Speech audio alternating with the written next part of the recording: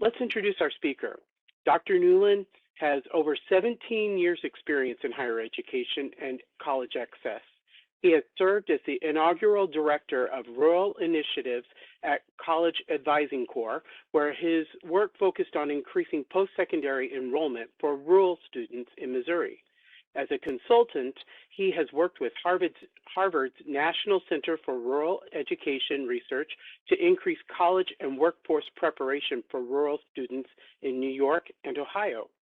He has served on the leadership team for the NACAC Rural and Small Town Special Interest Group and is a co-founder of Rural Together, a national community of practitioners working to improve rural equity in post-secondary spaces.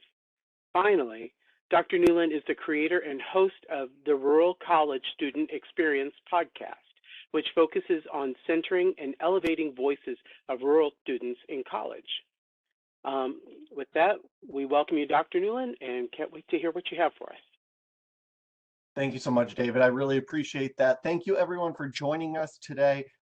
As David said at the top, we might have people who are trickling in over the next couple of minutes. So if we repeat ourselves at any point, or if I have to reiterate something, I apologize. Stick with us. But I am thrilled for this 90-minute workshop today, and it is truly going to be a workshop. So I do expect all of you to participate. So unmuting yourself, if you'd love to turn on your camera right now, it'd be great to see faces as well, but definitely unmuting yourself, definitely sharing in the chat, and then we're going to have some working group time.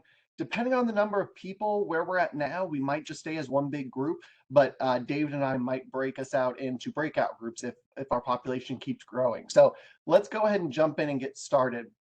This is our agenda for today. It looks like a lot. It's going to flow very smoothly, I think, again, with your participation. And what we're trying to do here is understand what currently is happening with our rural students, understanding why it's happening, and then understanding what we can do about it. When I say we, I truly mean all of us on this call, whether you're student facing and working with students face-to-face, one-on-one, day in, day out, whether you're someone in policy or maybe government, or if you're more at the management senior director level, or even if we have institutional leaders here, who may not be talking to students day to day, all of us are important in this conversation today. So I'm really, really excited that you're here. As I said, as we go through, there's going to be time, working time, there's going to be group share out time, so please get ready to talk. David shared my bio with you. I just wanted to underscore a couple of things about it. I am a proud first-generation student from a low-income working class background, and it really took me a long time, and maybe some of you can identify with this, it took me a long time to really embrace all of those identities and to say proudly, I came from a household that struggled financially. I am the first person in my entire extended family, everyone, to go to college. And I come from a working class family. And it takes a long time to be comfortable to say all of those things out loud. But that's why I'm so passionate about this work, is because I think we have many, many students with similar identities and with other intersecting identities for whom college is just not designed. Our structures aren't in place for a lot of them. I attended Mizzou, M-I-Z, go Tigers. I attended Mizzou, started off at Merrimack Community College, transferred to Mizzou, and then I got my dual bachelor's as an undergraduate. I got my master's at University of Missouri St. Louis and my doctorate degree at Maryville University. And so I am a Mizzou guy, born and raised through and through. And so, as I said at the opening convocation with Dr. Boggs, I am so thrilled that we have leaders and representatives that truly care about our rural populations. And I really do believe we're in a unique spot in a unique state right now. So I come to this rural work very honestly, starting with my work with College Advising Corps. If you're familiar with the Rooted Alliance work that's happening out of OTC in Springfield, I helped launch that work with the original partnership with College Advising Corps before it shifted over to OTC. So I'm really thrilled to see that continue to expand and grow and thrive. One of the things that really inspired the session is my podcast, the Rural College Student Experience. This is not shameless marketing and plug for it. That comes later, but it really did drive a lot of the conversations we're going to have together, as well as my work with the Rural Together Community of Practice, which is a national organization of educators, policymakers, student affairs practitioners, researchers, where we're trying to come together and just let everyone know what's happening in the rural higher education space. And we're trying to create a genuine community of practice. So if you're interested in joining, reach out afterwards and I can tell you more about that. Again, that's really driving a lot of what I'm going to talk about here today. All right, so as I said before, please get ready to talk. This is going to be a very interactive presentation slash workshop. I'm hoping you're all ready to engage and talk. Otherwise, we might be out of here in 40 minutes, if not. But I'm confident. I think you guys are going to do great. So we are going to start here. This is a graph from, a chart from the Missouri Department of Higher Education from a report they put together, their equity report in 2019, showing the discrepancies in enrollment for high school or for rural versus urban post-secondary attainment, post-high school attainment. Take a quick look at that and just kind of think about and reflect on it. What we're going to do in just a second is answer this question: what accounts for the discrepancy, the disparity between rural and non-rural college enrollment? Just take a look at that across the board, the different types of institutions.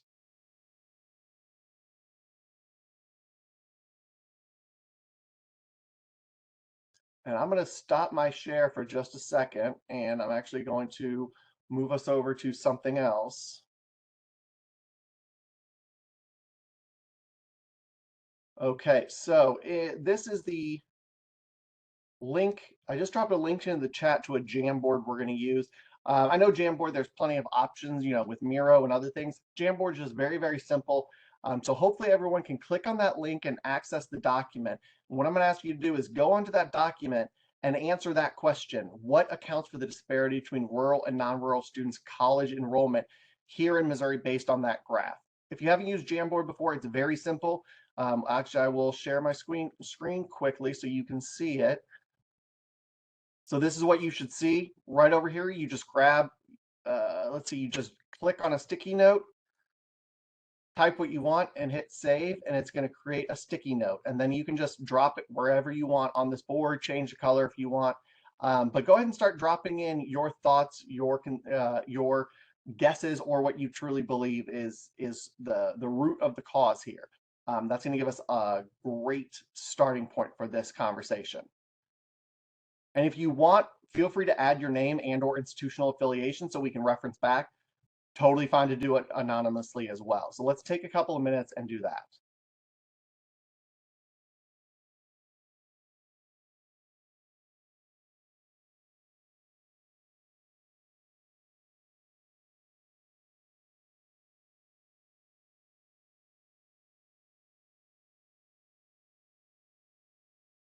And as you're thinking of it, and this is going to hold true for all of our activities in this session, let's think macro scale, what's happening in the state of Missouri or what's happening nationally for rural students, but also specific examples or anecdotal barriers, blockades that you might have experienced, you might have heard from your experiences.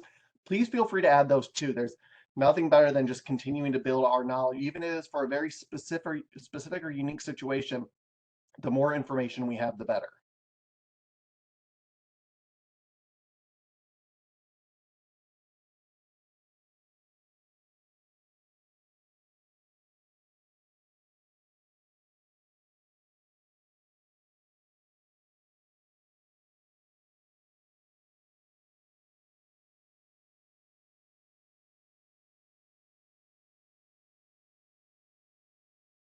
All right, and people are still adding things. So the first one that jumps out, it looks like we have distance and location, which I don't think is going to be a shock for anyone here.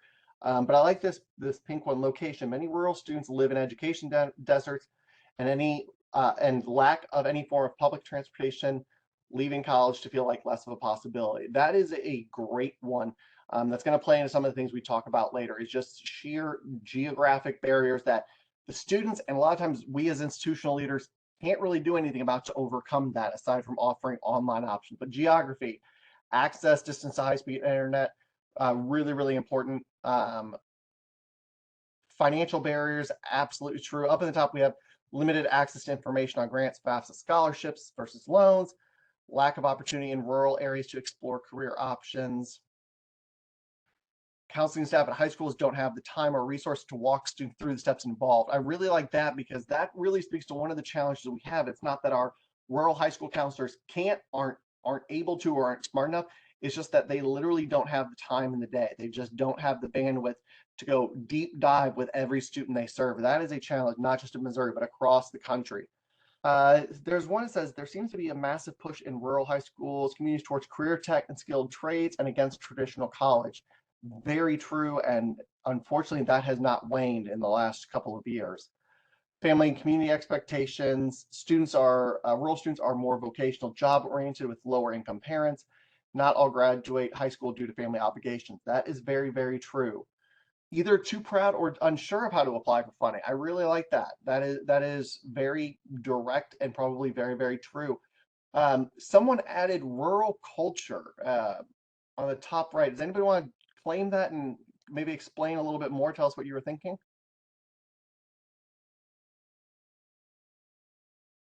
Let me see. That was me. Hi, I'm Takara. So I feel like as a first gen rural graduate, I'm with North Central Missouri College, and that's where I got my start to my education. I think that there's something really fundamental about rural culture that I experienced growing up, and I think students still do, is that um, it's higher education separates you from some of the things that are like fundamentally rural. It feels like some of the pursuing higher education seems like opposite. I remember, being told, oh gosh, those people at the college, like they think differently from us. They're this or they're that, or like me leaving like my blue collar upbringing and going into white collar work. They compete with one another, some of these rural cultural ideals, and you feel like tugged in either direction as a student from these places. So a lot of role conflict. Yeah, beautiful. Thank you, Takara. That is awesome, and I appreciate the personal firsthand experience. I think that's very true. Someone else just added on here, not being told they will graduate high school and attend college over and over again, so that they internalize the message. And I think this is true not just for rural students, but underrepresented students in a lot of different geographic locations, a lot of different areas. So I really appreciate that brought in. Final thoughts. Anything else that you think is particularly um, uh, prevalent or pressing for our rural students that would account for this? And again, think about not just today, what's happening right now. This trend, as we're going to see in a minute, this isn't new for Missouri's rural students. Anything else historically that you can think that might have played into this as well?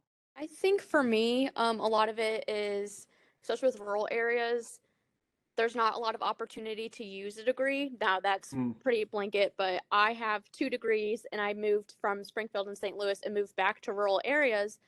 I had a psych degree, I had a political science degree. Trying to find jobs in my field in rural Missouri, I ended up right. working for True Manufacturing.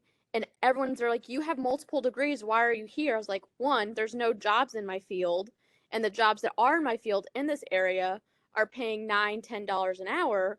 Whereas here, you guys are paying 20 and didn't even require a degree. So I think there's a lack of jobs that need it. Hmm. Obviously, there's some that are there, but it's so limited that for a lot of students, they're like, I would rather do the trade, which is great, or they'd rather do the military or just straight join the workforce. Because why put yourself in debt when you can go work for True or the prison and make 20, 25 compared to 10 with a bachelor's degree? Absolutely. No, Sydney, thanks for chiming in. That's a really, really helpful. And I think that's a great idea. And that's what students, even without the degree, run into. I had working with our work with College of Pison Corps, we had students who had the opportunity to walk out of high school making $25 an hour. And we're telling them, well, maybe you should consider college and a whole bunch of student debt, right? That's not really much of a choice at all, especially when you're 18 years old, right? So that's an excellent point as well. Final thoughts on this? Anything else that might account for this? We're going to talk about this more as we go through. This is Samantha. So I grew up in a rural town here in Missouri, and I had access to dual credit. But now that I'm kind of in higher education, I realize some of the other college preparatory activities that individuals in other high schools had access to. They went on college visits. They had college and career fairs that were mandatory for attendance, things like that, that I definitely don't remember being part of my college experience or my high school experience. I think we might have had some college and career fairs, but I don't remember attending them. Yeah.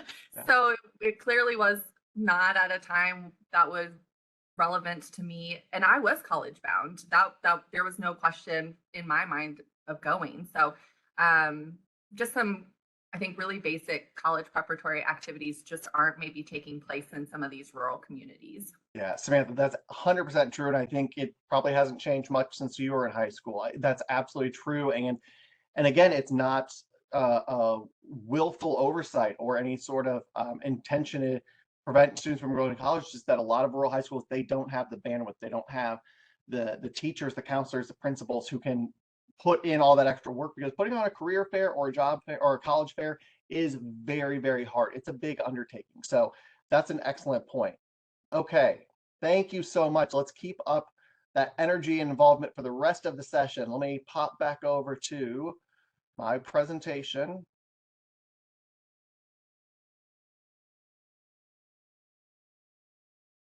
All right. All right, so Missouri's rural students. So the next 10, 15 minutes, I'm going to throw a lot of data at you. We're going to look at a lot of graphs. Hopefully this will be among the most talking I do for the rest of the session, and the rest of this is really more interactive. David is going to be keeping an eye on the chat, but please interrupt me at any time. As I said, I want this to be engaging. I want there to be communication. Please stop me at any time. Not going to insult me. I would rather you guys jump in at any point. If there's something that I say that doesn't make sense or you're unsure of, or if you want to push back on anything, I totally welcome that as well. But let's just jump into this. Start with what we were just looking at. So again, this came from the 2020 Missouri Equity Report. So this is what's happening in our state, in our backyard, where our rural students are tending, not everyone, we're just speaking broadly, are tending to stop after high school for some of the reasons Samantha was just pointing out, right? The challenge is we have parity around associate's degree enrollment with urban students, but then the bachelor's degree, the master's degree, and doctoral degree, it just drops off precipitously. And so we have our students that are kind of getting stuck, right? Some of them are taking college classes, some might be getting certificates, but for the most part, I almost look at this as sort of like a blockade, sort of like a funneling where everything's getting backed up. We have all of these brilliant, talented, ingenious rural students who are getting to high school graduation, and then they're just stopping, and they have a choice of either embarking on something that maybe no one in their community has ever done before, or just following the path of least resistance, which is taking a job with the family business or taking a job in the community or something like that. Again, all of those pathways are excellent choices.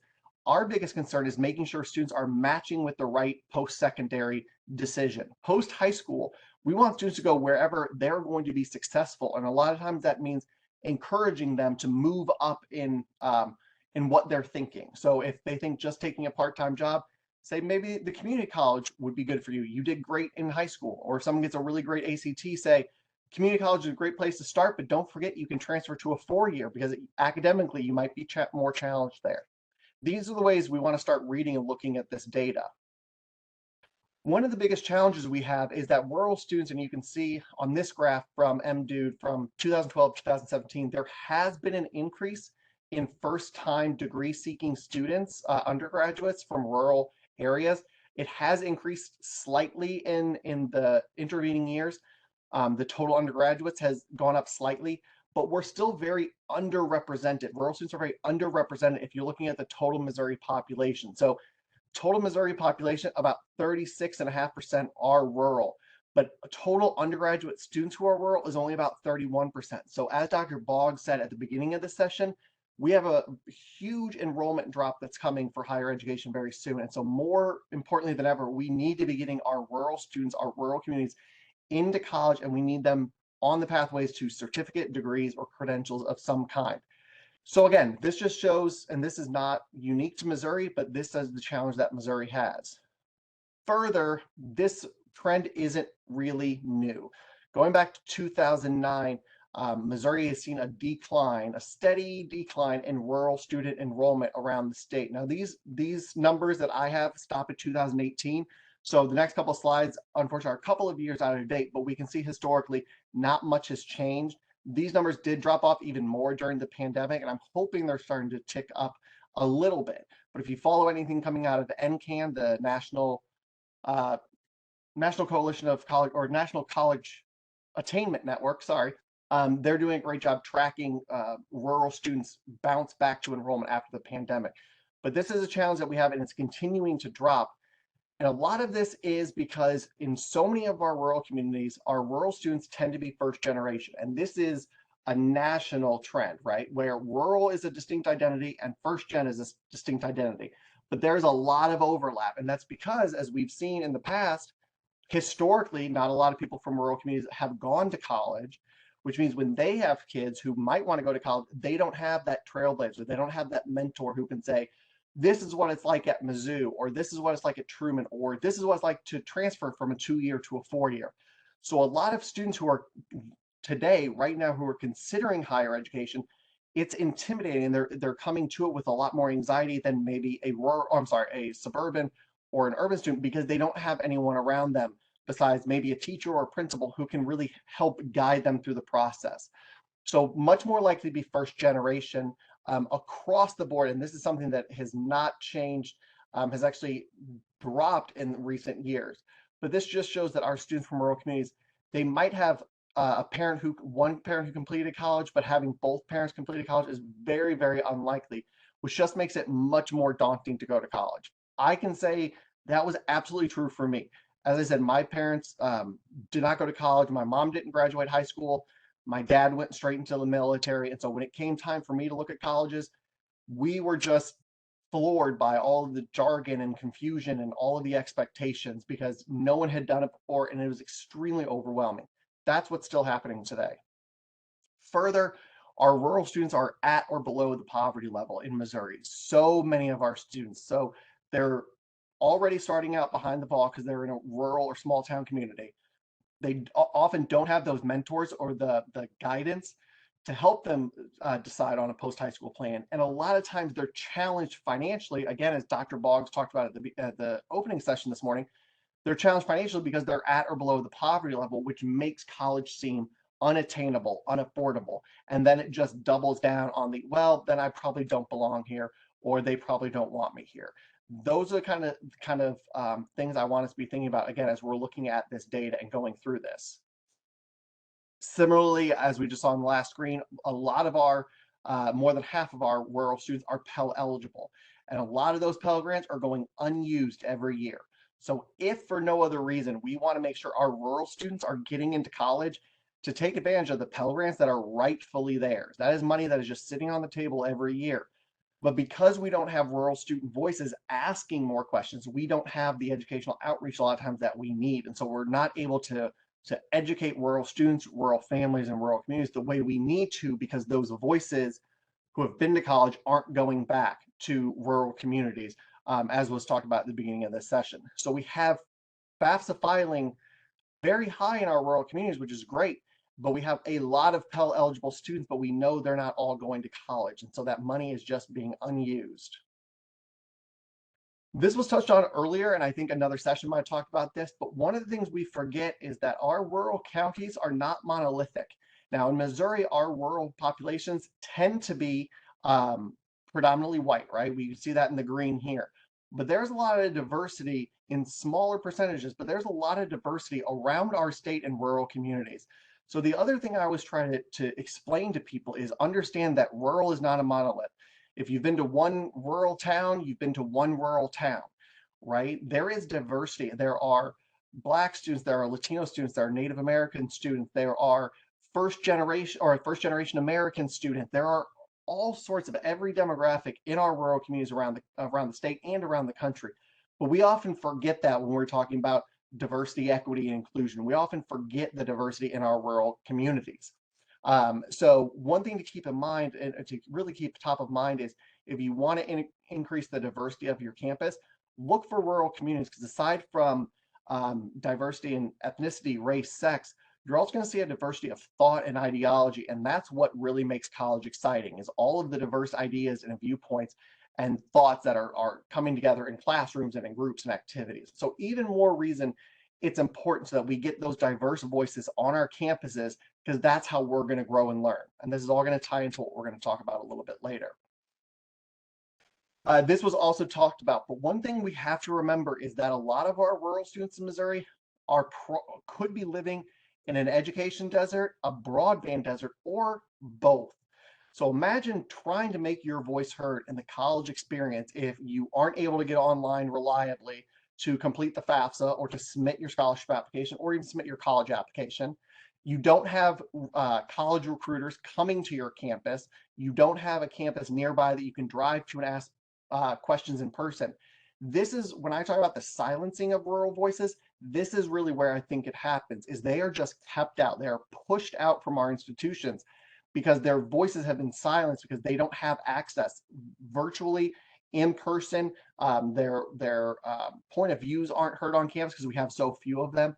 And so this is really what's hurting our rural students and really adding to that silencing of rural students, is because some of them can't get there physically, some of them can't get there virtually, and some students can't do it either way, and they just have no option except to rely on the people around them to give them as much information or as much guidance as possible. Last couple things I want to share is, this is actually, Dr. Boggs mentioned the strategic plan this morning. This is a couple of pieces they had in their strategic plan talking about our equity targets for the state, our one goal for 2030. For educational attainment, in order to reach that 60% attainment for all groups, which you see on the left column, the change needed is we have to enroll an additional 215,000 rural students by 2030. So not only are we trying to increase it for Black and Hispanic students, we're trying to increase this for rural students and increase by 215,000 students. That is a lot of people. The only way that's going to happen is if we change our policies, if we change our approach to recruiting, retaining, and valuing our rural students, which is exactly what this session is all about. Going on with that labor force participation, in order to get our 70% participation or full employment for all groups, we've got to get our rural communities, we've got to get an additional 250,000 rural people to work. And as Dr. Boggs pointed out this morning, a lot of those jobs, most of those jobs are going to require some sort of credential after high school. So this is critical work for just the economy of Missouri. This is beyond any of our jobs and our careers as professionals. This is for the health of the state. And so it's very, very important that rural voices and rural perspectives are heard. Similarly, there's some other great stuff in that strategic plan. They really did a great job with their outlook. But one of the things I wanted to point out, which is just so disheartening, is on the left side, completed apprenticeships by geographic origin. Only 31% of apprenticeships were completed by rural students. Over 69% were completed by in urban locations. And that just strikes me as such a missed opportunity to not only give our rural communities access to strong workforce preparation, workforce entry points, it's also just further showing the lack of access, the lack of resource that are happening in our rural communities. So again, we've got a lot of work to do as a state, not just as higher education professionals. So that is the end of the data statistics portion of our show today, but I do want to leave you with this thought. Only we can address these historical inequities to better support, serve, and graduate rural students in Missouri. Students can't do it themselves. Our high school counselors can't do it themselves. Our high school teachers can't do it themselves. It is on us to make these changes in order to bring our students up to where they need to be. All right, before we go on to the next piece, it's time to talk again. David, any comments or questions that came up that you thought were particularly interesting? Let's see. Stephanie made a comment. It'll be interesting to see how the Pell Grant data changes for rural students with the new requirements for farms to be included in the SAI. Yeah, that's another great point. I'm really curious to see I'm curious to see how the student aid index affects rural enrollment. But yes, absolutely, the farm piece is going to be very interesting to see. Thanks for bringing that up. Anything else jump out at you? No, not. Samantha made a comment about when a family gets selected for FAFSA verification. Oh yeah, and that creates additional challenges, especially if you don't have anyone to tell you that is okay, and that happens to a third of all college students. So thank you for bringing that up, Samantha. All right, time to talk again. So we're not going David, I think we're only at about 20 people, not including us. You know what? We'll just stay together. I don't think we need to worry about breakout rooms. So we'll just keep everyone together. Okay, so instead of a breakout, we're just going to do a share out and keep us all as one large group. Please answer in the chat or unmute yourself and feel free to just talk to us. What are the institutional barriers facing rural students on your campus? So this could be where you're working currently, or maybe where you graduated and where you were enrolled before. But what are the institutional barriers facing rural students? And when I say institutional barriers, I specifically mean not anything to do with the student. I mean, what are institutions doing that we have done to blockade rural students from getting into college? For example, my first thought always goes to admissions decisions being based in part on AP or honors classes, which are significantly underrepresented in rural high schools. That creates a disparity for our students and creates an institutional barrier. So unmute yourself or add to the chat. What are the institutional barriers facing rural students? I'd like to interject on this one if I could. Please. Yes, and I'm speaking from a parent's standpoint, as well as how mortified I was as a school counselor at the time. And now I'm retired and working for a small rural college here in Missouri. But one of the things that I see as a barrier, and we've talked a lot about how, the difference between inner city or bigger cities and rural education goes, and communication being an issue because of technology, students not having access to fiber or cable in the rural areas where they may have to rely on, let's say, a satellite internet connection. And I look at, and I say this with as much respect as I can, because I know we all work hard as educators in lots of forms. But one of the things that happened to my own family in living in rural Missouri, we had satellite internet, and this was during the winter of, I was in January, February of 2021, I believe. Yes, it was 21. And my son was in a dual credit class. He was online taking a test. It took him about an hour and a half, an hour and 45 minutes. And we were in the middle of a snowstorm. And when he finished the test, he shut his laptop, and I guess it broke the connection and his test didn't submit. And he didn't realize till about 10 days later, when he went to look at his score, that his test didn't submit and he had a 25% in the class.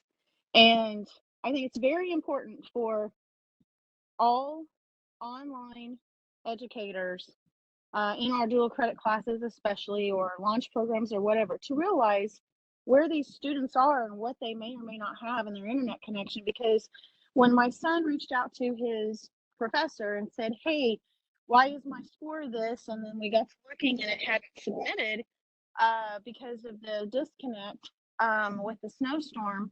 The professor said, nice story, son. Why don't you try another one?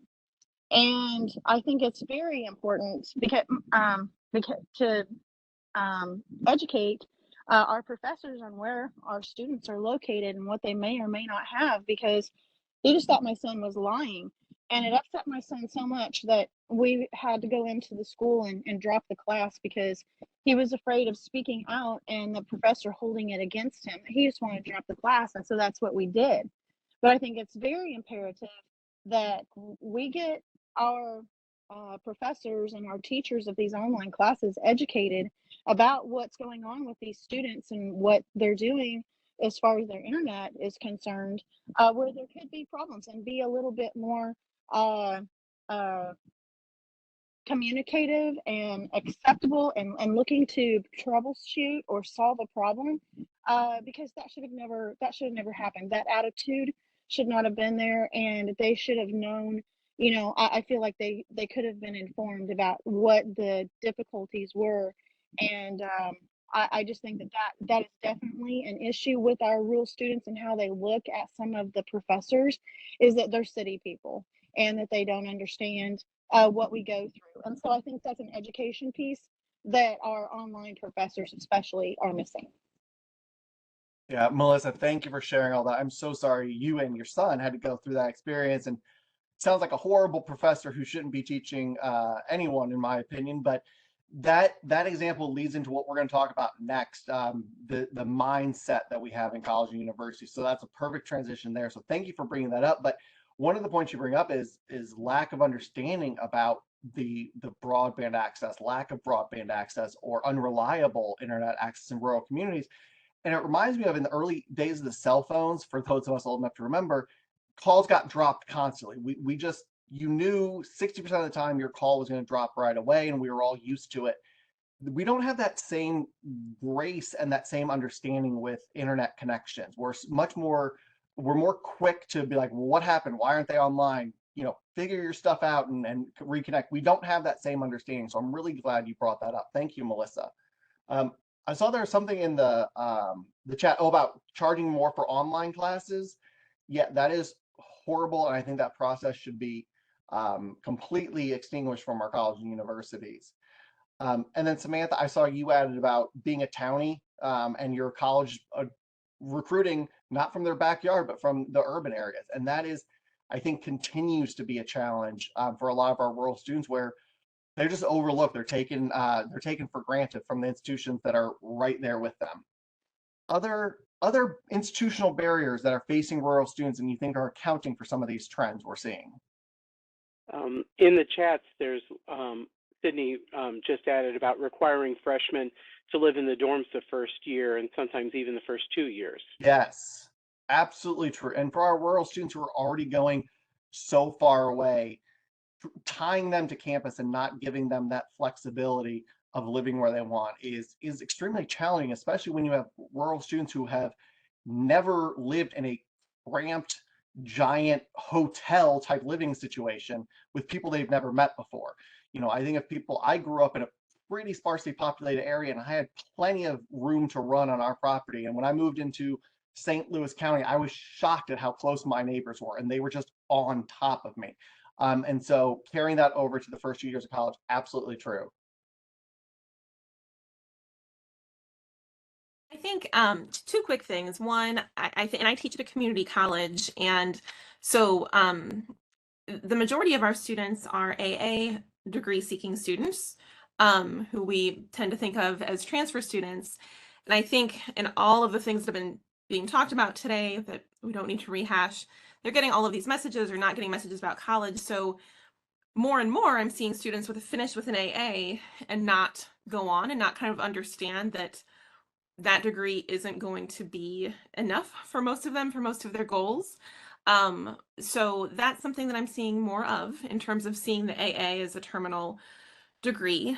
And then the other thing, and I think this is just a big higher ed thing, perhaps, the kind of customer service model of higher education is not serving a population of students well who don't feel very empowered, have gotten a lot of anti-college messages, the idea that they kind of can't be what they can't see. Maybe there aren't a lot of job opportunities that they may be really interested in, but aren't in the county they live in, for example. So I think that that's another thing that we've been noticing over the last few years in particular, that has changed the game a bit in terms of students coming in. Well, you need to know where you want to transfer to, you need to know what you'll want to major in, and if they don't have that knowledge and add to that mix that they've been discouraged from going to college more and more, it's just really puts them in a difficult position.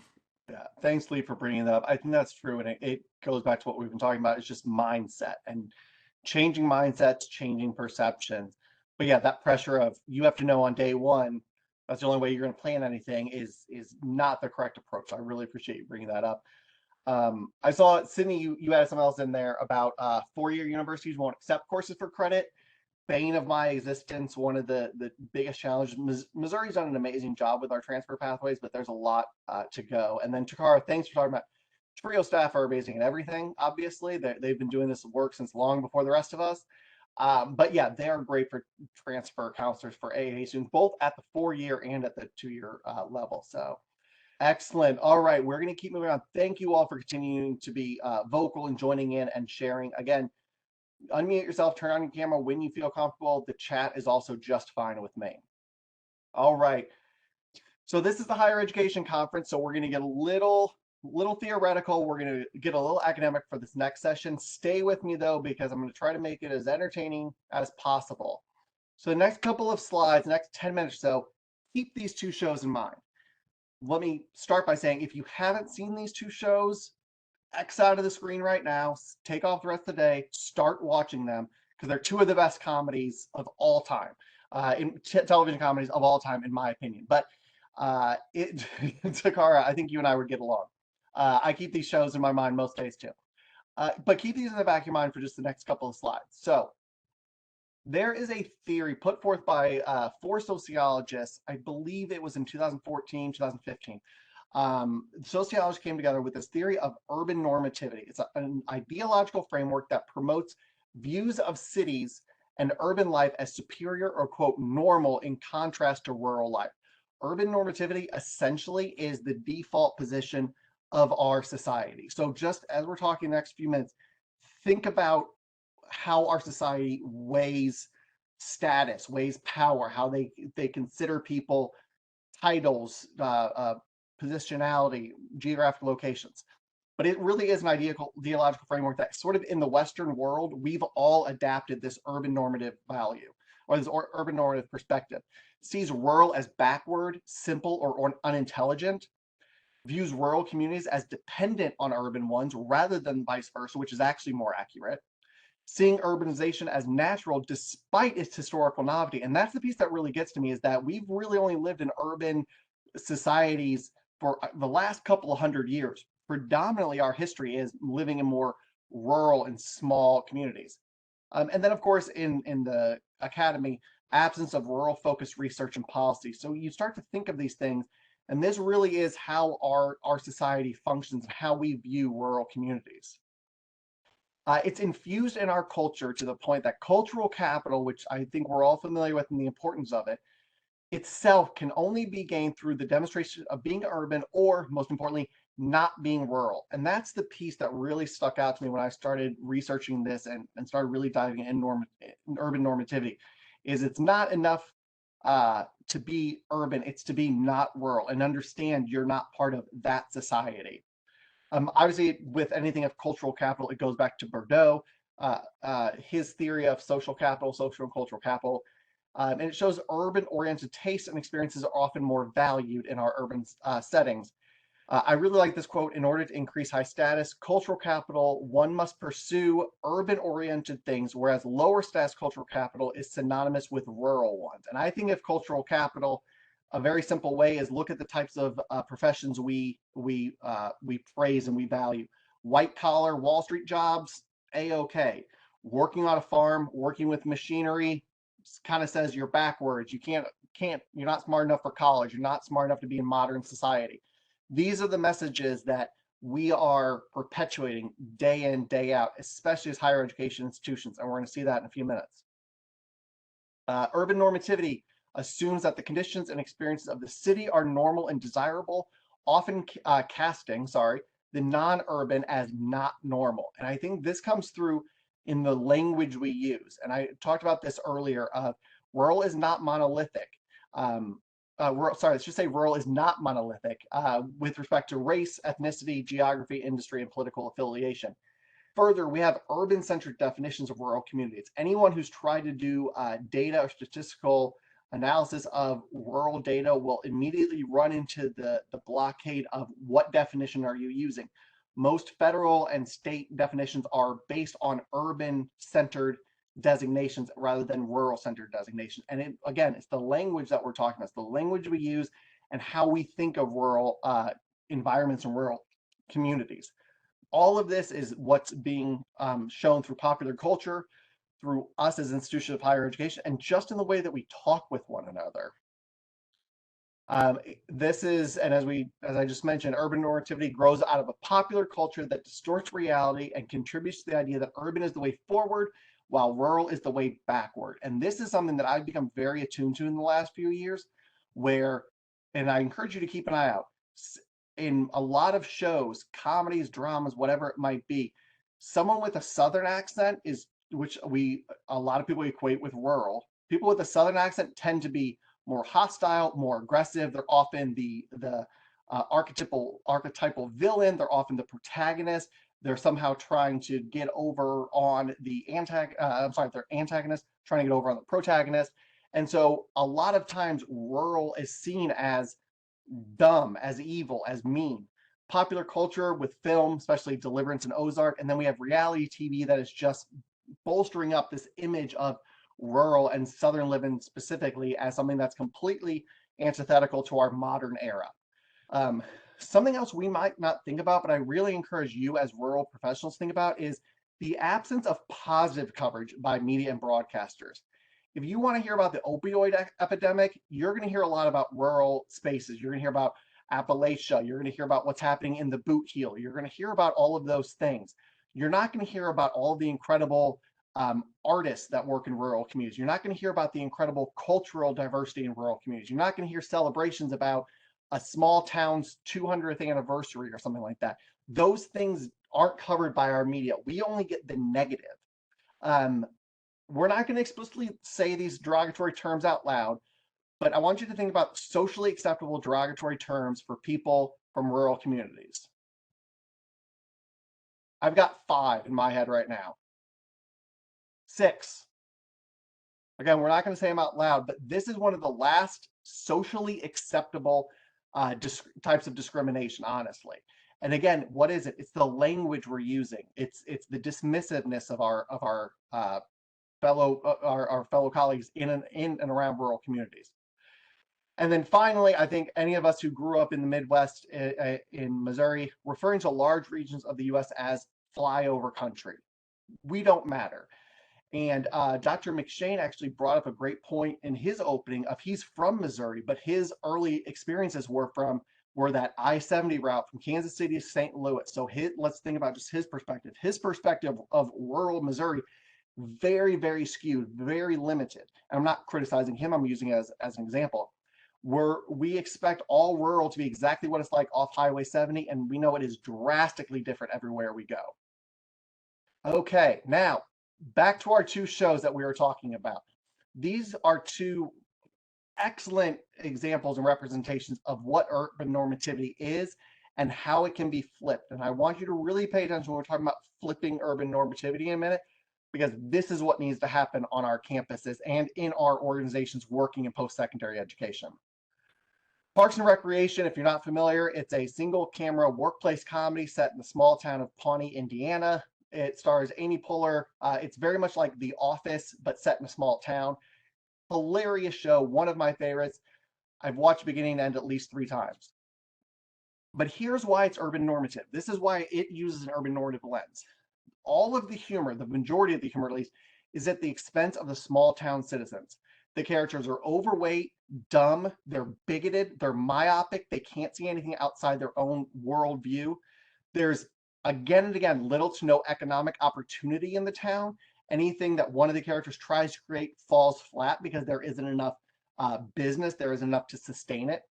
The culture and arts are limited or bad. The only ongoing art we see is by a very bizarre character, and it's intentionally bad. Pawnee, Indiana has no culture or no artistic opportunities whatsoever. Residents are constantly envious of their more classy neighbors. If you're familiar, you know it's Pawnee and Eagleton. They're more jealous of Eagleton, which is positioned as more metropolitan, more urbanized, more modern, and poor sad little Pawnee is left behind in their tiny, dumb, underfunded town. And the only way for people to get a better life, and this happens with the main characters, they have to leave the town. Only way for a better life. That takes rural living and just makes it look small, makes it look insignificant, makes it look limiting. That's what, in popular culture, that's what we're being served about rural life. Now, let's take a look at Schitt's Creek, the funniest show in the last 15 years at least. Again, if you're not familiar, single camera comedy created by Dan Levy, created by Dan Levy and his father, and co-starring Eugene Levy. A insanely wealthy family loses everything and they have to move to a small town. We find out eventually that's in Canada, not in America. But they have to move to a small town because that's the only property they have left. In Schitt's Creek, they flip urban normativity because that town looks like the greatest place to be as opposed to Pawnee, Indiana. In Schitt's Creek, the townspeople are welcoming and accepting. It's the city people, it's the rich folks, meaning the Schitt family, are the judgmental ones. The town is progressive in its attitudes and ideals. There is an individual who doesn't identify as heterosexual or homosexual, and he is embraced by the town, and it's not even an issue. It's just great. That's who the character is. We love you now. There's strong community pride in the history of the town. They actually care and they take pride in it, and they get offended if someone insults it. The local culture and businesses are celebrated. They're seen as innovative, as ingenious. There are economic opportunities to improve the lives in the community, and we actually see that multiple. 3 of the 4 main characters actually start and grow businesses on their own in the town, as opposed to Parks and Recreation, where everyone has to leave. And then finally, in the show, people have or they discover the life they want in Schitt's Creek. Unlike Parks and Rec, they don't have to leave to be fulfilled. They can find what they need there. That is urban normativity in a nutshell. And I will close by just saying our acceptance and perpetuation of urban normativity is the major factor silencing rural student voices, because we are not giving them the chance to show how dynamic, how diverse, and how innovative they are, because our minds, our culture has denigrated and pushed them down so much. So I want to stop there. I saw some things came in the chat, but I want to stop there and just see if there are any thoughts, questions, or things you'd like me to go over. I know I talked for a long time.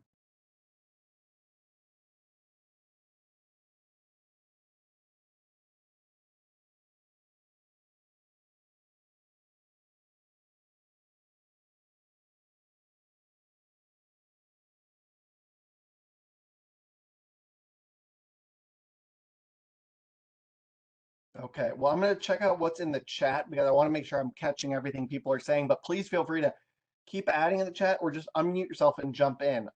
Kennedy, I think freshmen living in dorms is actually a great way to help connect them to larger college networks. I agree. Give them connections to folks who work in the college in a more informal environment than the classroom. Also agree with that. Finding connections is a key way to successfully make it to graduation. Certainly many nuanced reasons that might not be successful for individuals, but collectively really provides a way to build community, especially for kids who are going off to college. Excellent point. Thank you so much for bringing that up.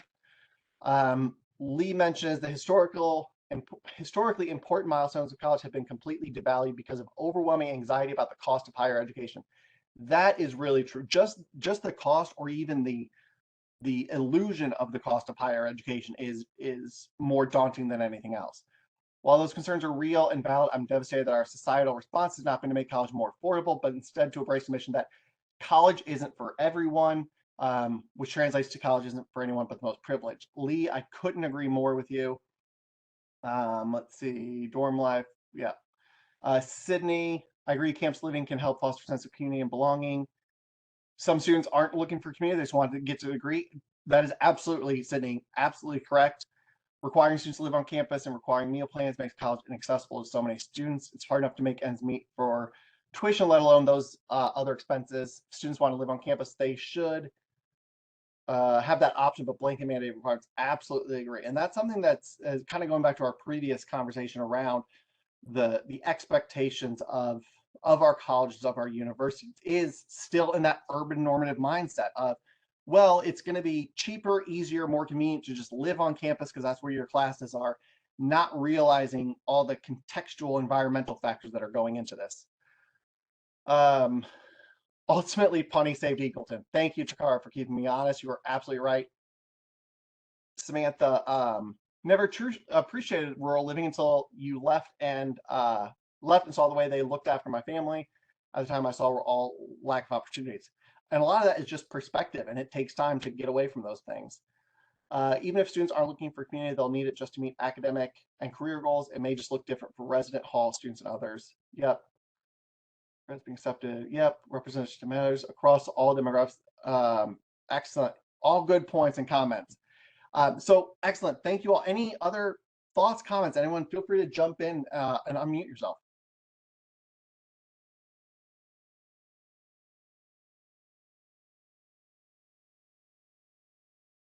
We'll keep thinking about it. We're actually going to move into our next breakout. And again, we're just going to stay in a large group, but now I want to hear, how specifically does urban normativity impact your campus policies, practices, and culture? What can you point out specifically that is really hurting rural students, again, across the state, across the country, or at your institution specifically? And again, you can drop it in the chat or unmute yourself.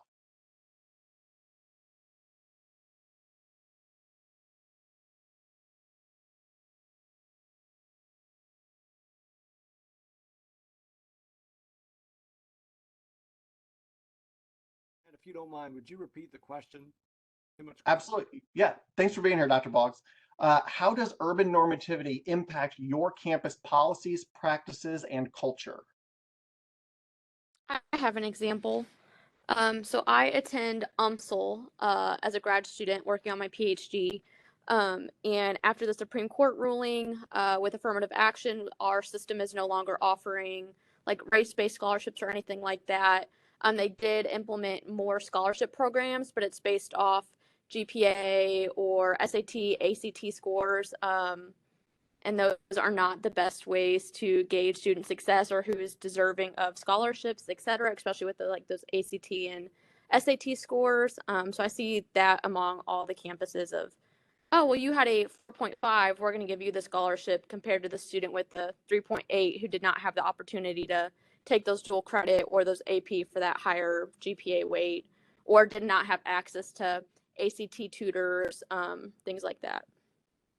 Yeah, thank you, Sydney. That's the piece that I always like to point to, and I mentioned that early on, is it's great that we want to create more scholarship opportunities, but what are the requirements? What are the expectations to get that scholarship? If it's looking purely at academic performance in high school, well, we know that's not correlated to academic performance in college. And especially because rural communities, they don't have SAT, ACT tutors. They don't have tutors for AP courses or for preparing for tests or anything like that. So yes, not the student's fault. It's our fault for continuing to use the same model of scholarship applications that we've been using for decades. So thank you.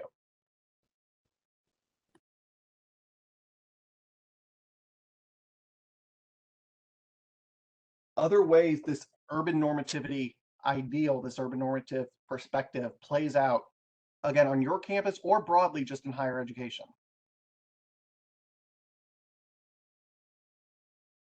I know in my personal experience that, with urban normativity comes this idea that access to the campus is easy. And so attendance policies based on, you should be able to get to campus easily. And if someone is commuting into the school, they may not have the easy access to attendance, and that can affect their grade just because of blanket attendance policies. Absolutely, yeah, not giving understanding or room for being late because of the commute. There's a pile up on I-70 and you just can't get to campus. It's absolutely that. Another one that reminds me of is, but I just lost my train of thought, David. You have such a good example and I completely blanked. It'll come back to me. But yes, that's the type of ideology. Oh, with transportation. I used to work at WashU, worked there for 8 years, an amazing institution.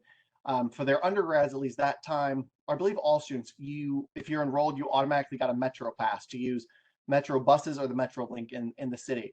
And I remember talking with students from rural communities who were like, hey, that's great. I've never used public transit before. I don't know how to get I don't know how to use the bus. I don't know how to read the bus map. Certainly never used the Metro Link before, but it's seen as a bonus for the students. It's sort of a selling point for the campus, but it's wasted on populations who don't have that sort of cultural capital, but we assume it's a benefit for everyone. That's the kind of framework we're working from. Oh, Stephanie, you mentioned snow and ice in rural areas. Going back to what was said before about having internet knocked out because of snow. Absolutely true. People do not understand how devastating that can be in some communities. I think Okay. even more broad, just like survey questions or experiments are much more tailored to urban areas. As a researcher, it's way easier to get those numbers for your sample size, but it leaves out a lot of valuable details on rural living, what they're actually experiencing, and just kind of where would we be if we were actually studying all of our sample sizes and not just what was most convenient for us. So I think that is just like a broad implication that's probably not being looked at as much as it should, of what are we missing, what questions are we not asking, because we don't know what to ask because we're not even sampling those populations. Sydney, brilliant. Thank you so much for bringing that up. And I appreciate having your researcher hat on. That's absolutely true. Smaller populations, we just assume, well, we just won't sample them. We won't survey them because it's not enough to qualify. So I really appreciate that. I think something interesting, and we kind of heard it this morning, that if we can get the infrastructure in place in rural areas, the potential for remote work, and talking about people from urban areas with good jobs who would want to move to rural areas. And I've been hearing that more often, but I almost never hear how that might affect our, talking to high school students, advising our college students about their own potential in going and getting high degrees Right. and getting these competitive jobs and coming back to the area as well. So I think that's really interesting in terms of thinking about those potential opportunities and who we imagine them going to. Great. Yeah. I'm sorry. Go ahead. I'm an advisor. Well, I kind of do a lot of things here. I'm assistant director of student sports services here at my community college, and I'm an advisor, and I also adjunct a little bit. And so I visit with a lot of students, and what we're really seeking to do is get first generation students from 2-year institutions, our institution, graduate them and get them to 4-year institutions if that's part of their path.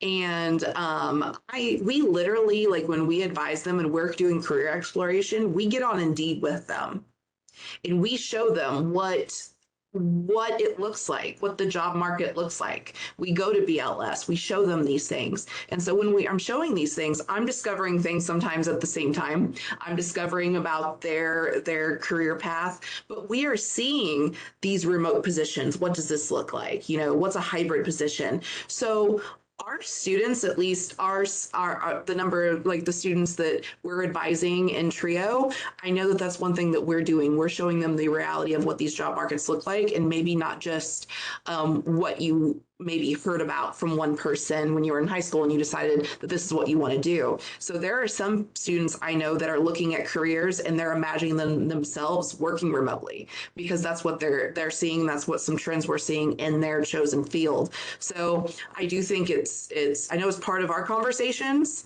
There's a lot of unknowns, but I hope that means it's beginning to be a part of other people's conversations too. Yeah, that's great, Takara. Thank you for the work you're doing, because that's going above and beyond. But it sounds really effective. That's awesome. Okay, thank you all. We're going to keep moving because we're coming up in the last 30 minutes or so. So thank you all for this, and please keep this in mind as we continue talking, as you continue doing your work.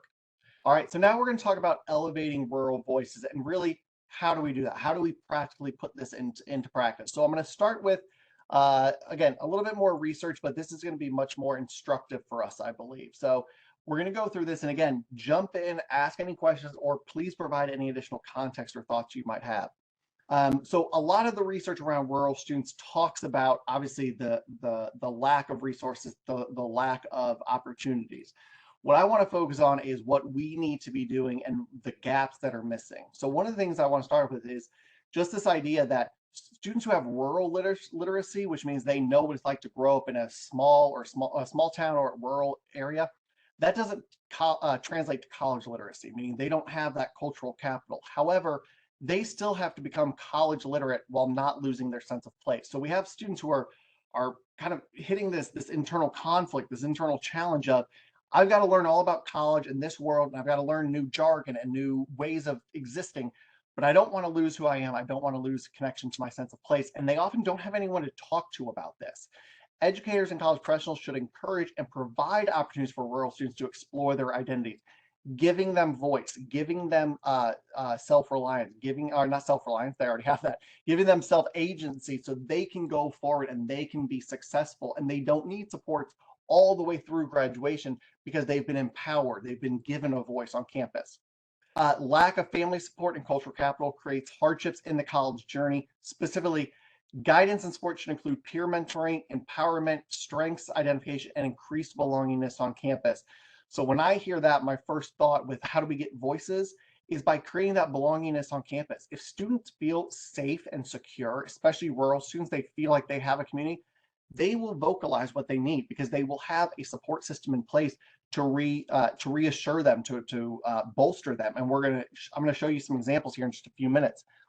Additionally, focus on empowerment and strengths identification. Show students, as Takara was just talking about, strengths identification is just giving them the tools to do this research on their own. You go through Indeed with them once, they now know how to use Indeed. You show them the Bureau of Labor Statistics, they now know how to access that. You're giving them that empowerment and that self-control over their journey. One of the last points on this slide, rural students may be able to identify or recognize common college jargon, but they cannot always define or explain its importance. This comes from Sanja Ardwin, who is, in my opinion, Sanja Ardwin is doing the best post-secondary rural student research. If you haven't picked up her book, and I promise I don't get a percentage of this, I'm trying to show it to you, College Aspirations and Access in Working Class Rural Communities, truly cannot recommend this book enough because it has so much great stuff.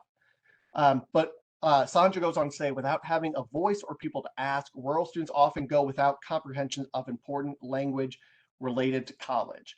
And this is something that is going to impact them not only on the front end, applying to the right school, getting sufficient financial aid, but throughout college. If they don't know the importance of an internship, or they don't know what a co-op opportunity is, or they don't know that taking an internship, you might have to register for a course. If students don't have the voice, they don't have the autonomy to speak up and ask questions, this college jargon is not going to make sense to them. They're going to continue to kind of fake their way through until they figure it out. Even being a non-rural first-generation student myself, there was so much language used that I had never heard of before, and we have not gotten any better in the interceding 20 years since I was in college. These are the ways we can give voices to our students, is allow them to ask questions by giving them the knowledge they need. We've talked about this before, but rural students are heterogeneous with numerous identity dimensions that can affect a student's view of themselves. So that means we as educators and professionals should encourage and assist in self-awareness and socialization styles. Help students with their identity development, help them uncover who they truly are, what they truly care about through conversations, through peer mentoring. This can improve student communication and community development. So if we're helping students build their self-awareness and kind of figure out who they are, they can then go find their community. Maybe it's with other rural students. Maybe it's just students in the engineering department. Maybe it's just students at their work-study job. But the more they can self-identify and understand who they are, the more confidence they will have to go out and find their community. Campus support systems, like our amazing TRIO colleagues, can improve persistence of rural students by providing a community safe space where their voices can be heard. And this is not just TRIO, this is any support system, anything where rural students feel like they have a community or a safe space. That's where counselors, academic advisors, tutors are gonna hear students' voices, hear the concerns, their anxieties, their needs. And then I'm gonna put a big chunk in here, another quote from Dr. Sanja Ardwin.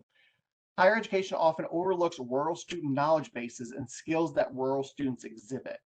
Hobbies like hunting and fishing take patience and knowledge of nature. Part-time jobs teach time management, customer service, and responsibility. And entertaining oneself in a remote area with little financial or community resources shows initiative, independence, and creativity. That's a college application essay right there. But most of our admissions professionals and recruiters and their system, that's not what they value. Right there in that last 2 bullet points, she sums up urban normativity and our use of it in higher education is we overlook their knowledge and their expertise. We assume rural students don't have anything they can add to the college experience. We assume they don't have anything that they can teach us or we can learn from them. And that couldn't be less true. So we really need to not only build pride in themselves and get their voices out there, we need to learn from them to make sure that they are being their true, authentic selves, because that's how we're going to create a more diverse, inclusive population, a campus with ideological diversity, with geographic diversity. Truly, truly important. So those are some of the things that we're getting from research and that we're seeing can really help build students' voice, can build their confidence, help with their identity development. And that's really what we're talking about here today. So I want to give you a couple of examples in our last 15 minutes of examples, models that you might go look into or just learn more about. The first one is from small town to campus. This was a professional student conference that happened in the spring. I was fortunate enough to be on the organizing board with it, but this was launched by a Princeton University student named Madison Mellinger. She is incredible. I was fortunate enough to have her on my podcast, and she got to Princeton as she came from a very small rural community, first in her community to go to an elite institution, and she goes to Princeton. And she immediately felt ostracized and outside the Princeton bubble. But she found other rural students on campus and across other elite institutions, and they put together this this professional conference, which is Rural Student Experiences at Research One and Liberal Arts Institution. I believe this is going to be a regular ongoing thing each year, so I encourage you to follow it. But that's something that the students did by themselves. They said, our voices aren't being heard in these elite circles. We're going to speak up for ourselves, and we're going to connect with each other. And to me, that's just incredibly impressive.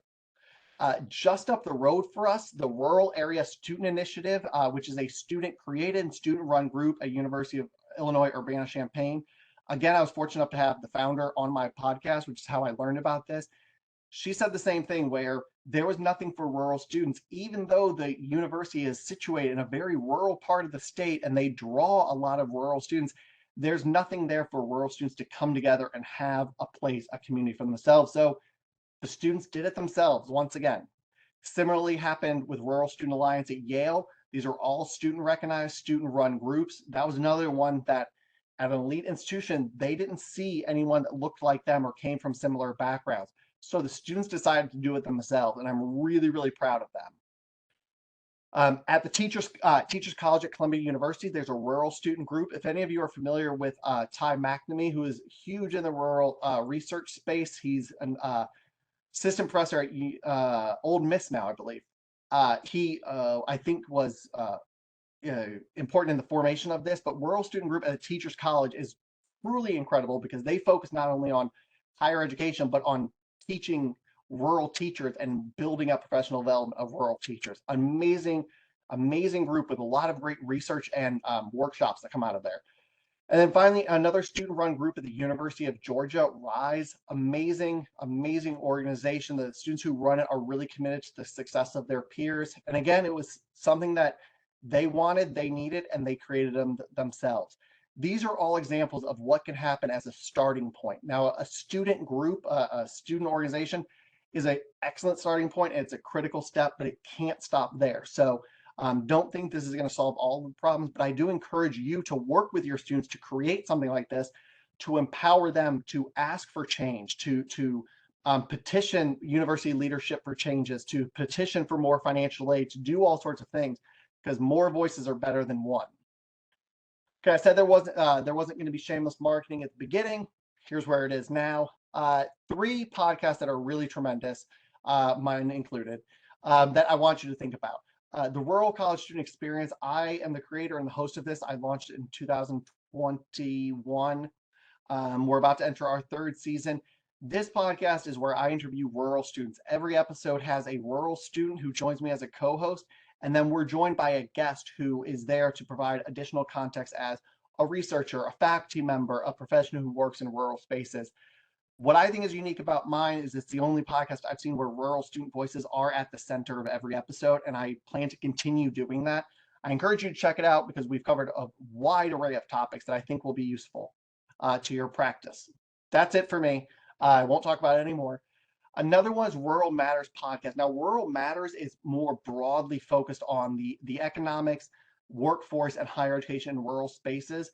But the earlier seasons, if you go back 1 or 2 years, are really focused on post-secondary education. They have a couple of chunks of episodes that are sponsored and focused on rural post-secondary education. And then finally, Reading Rural. This is a podcast created by an education professor who teaches place-based education and reading literacy, predominantly to teachers, but her podcast is amazing at thinking about ways to highlight rural voices, introducing them into curriculum, introducing them into the higher education spaces. So I really encourage that one because that's just a great way to talk about rural literacy and rural voices. Okay, and then so that is all of the things I have for elevating rural student voices. Just be thinking about what you can take from these, what you can do on your own campus, what you can encourage others to do around you to build up rural student voices. Okay, so we are coming up on the end. Oh, thank you so much, David, for dropping that in. I appreciate that. We are coming up to the end. I saw there was a comment about the Arduin quote. In an interview for a student worker, we asked the student something like how they handle something that is hard. The response was, "I've pulled a calf. After that, everything is easy." Yes, you hired that student. That is fantastic. That is something I couldn't imagine myself doing, but you're right. If you've done that, everything else seems pretty easy. So that's the kind of experiences that we just don't ask for on college applications, on scholarship essays, and things like that. So thank you for bringing that up. All right, so we're coming into the last 10 minutes or so of our session. I want to have plenty of time for Q&A generally, but let's answer this last question. Again, in the chat or unmute yourself. What can your campus begin doing now, meaning this semester, this academic year, to elevate rural voices, perspectives, and experiences on your campus? What's something practical you can do?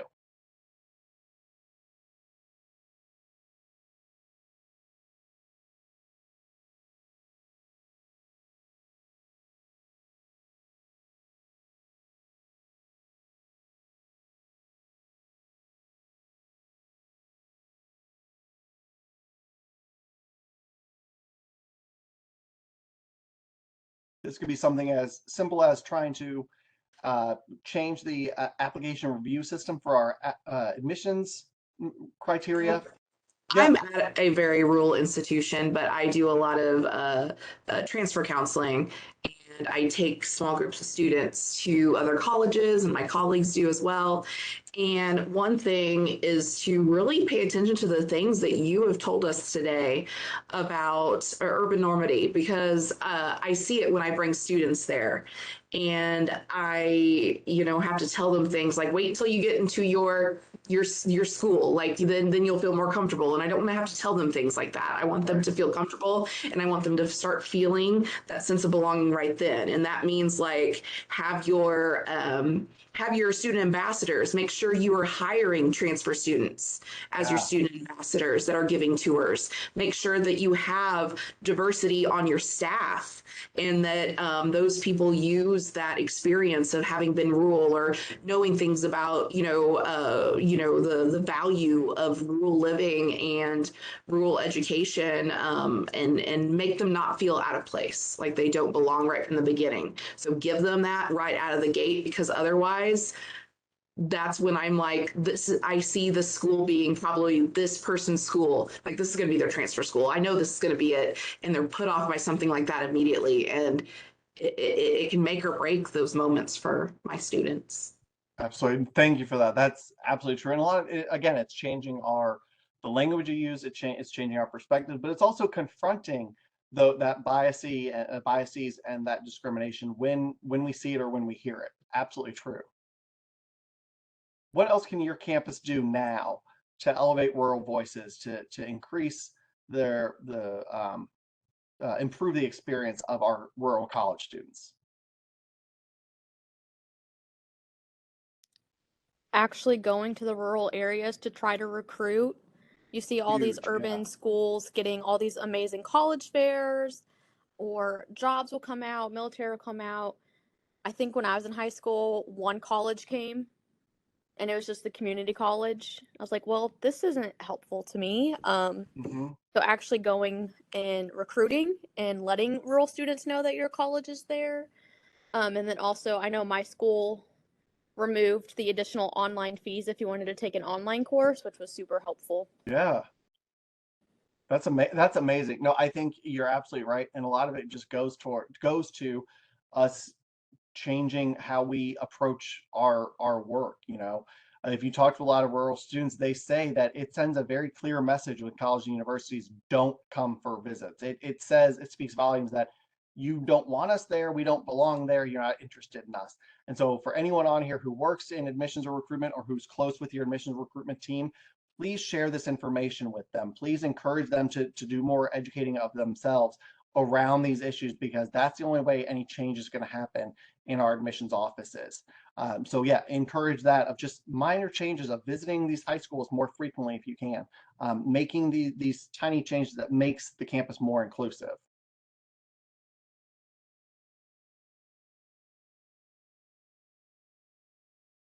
More engagement with alumni, that whole idea that, you can't be what you don't Yeah. see. So really having formal or informal or just kind of a network of alumni. And I'm in, the humanities area, so we have all of our own kinds of challenges with recruiting and stuff. But so current students can see what's possible for people who were exactly where they are now.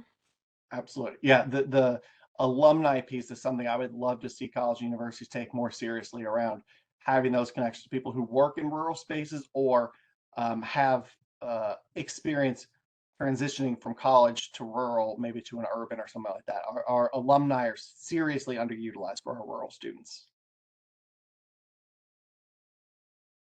Well, I'm going to change. We're coming up on the end here, and I want to give us a couple of minutes to drop off early so that we all have a break before our last sessions of the day. So I'm going to put up my information. Please feel free to reach out to me or connect with me on LinkedIn. Shoot me an email.